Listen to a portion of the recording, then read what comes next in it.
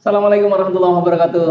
Jumpa lagi dengan kami di Move Up TV bersama saya Jumal Mutazam dan Zakia Coban. Alhamdulillah sudah fit dan bisa menyapa teman-teman lagi. Selamat, sudah.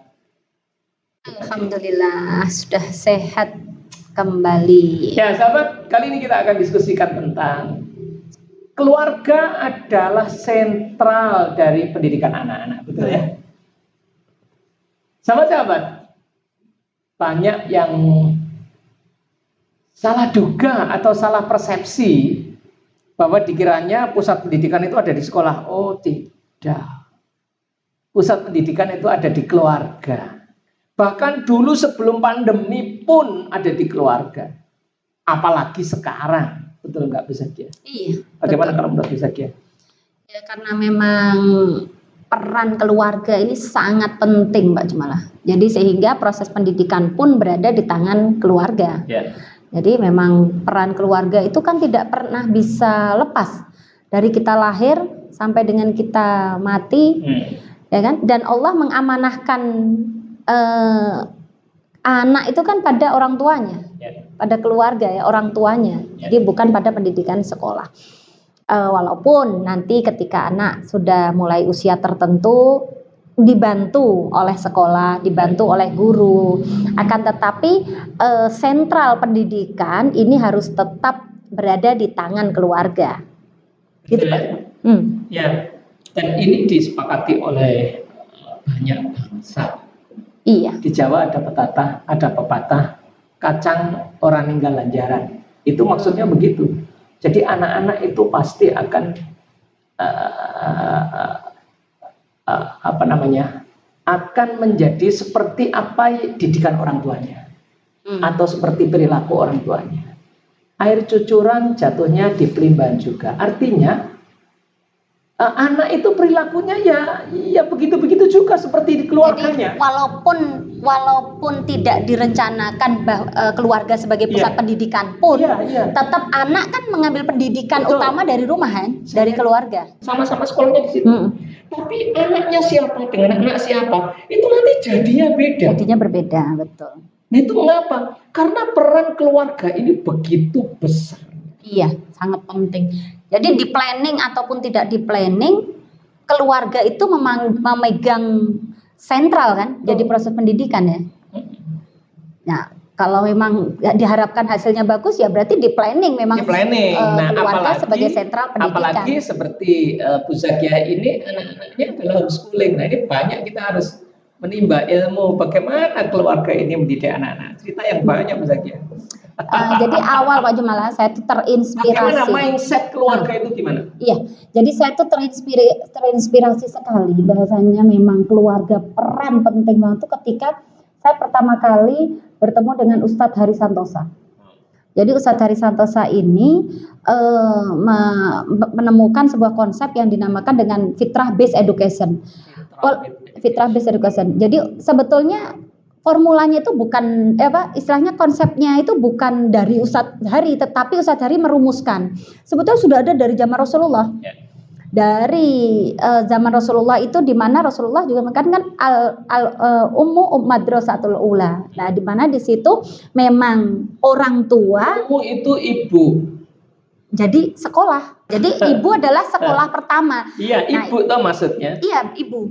Ya Rasulullah juga begitu kan, ibumu. Itu apa? Karena ibu itu memang sentral. Iya.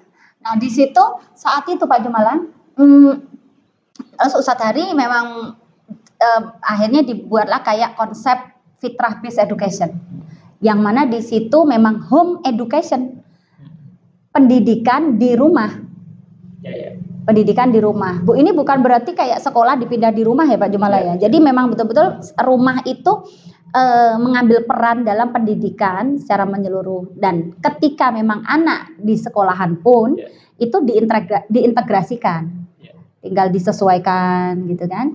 Nah di sini Pak Jumala, keluarga ini perlu membuat sebuah visi dan tujuan pendidikan.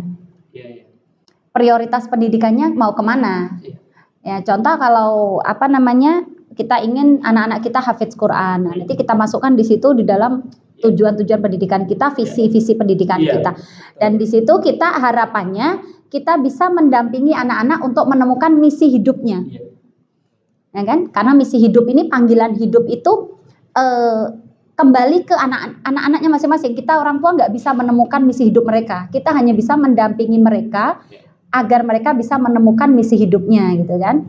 Dan di situ perlu sekali memang kita menyiapkan. Di keluarga ini kita perlu menyiapkan di planning kurikulum keluarga, kurikulum pendidikan keluarga. Seperti itu Pak Jumala. Iya, jadi menurut saya memang keluarga adalah sentral dari pendidikan. Itu artinya begini, yang mau mengarahkan anak kita jadi apa itu ya keluarga, orang tua. Bukan sekolahan, bukan. Sekolahan itu kalau menurut saya outsourcing. Jadi pendidikan itu kita.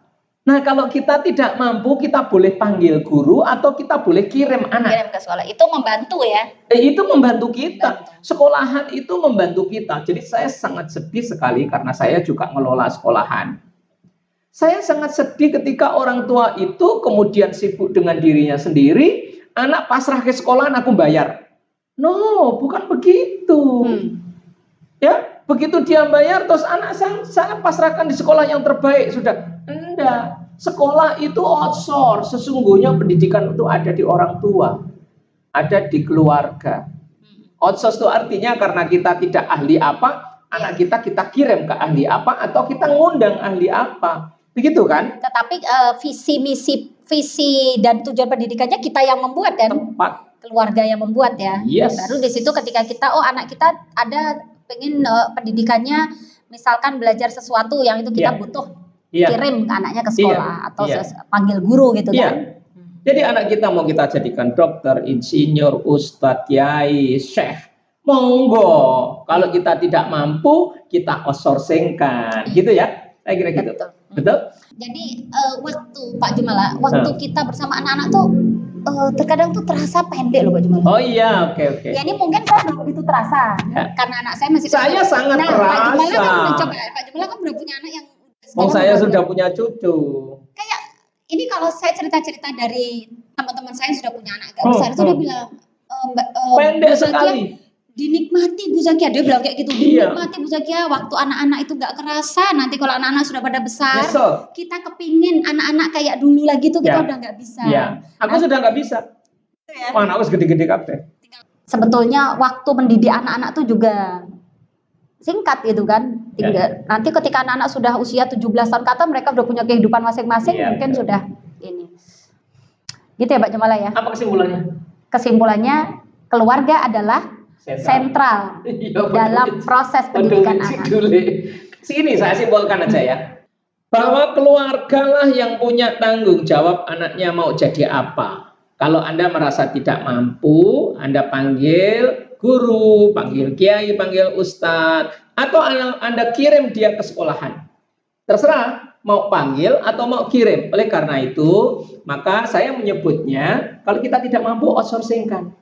Tapi yang punya visi anak mau kita arahkan kemana?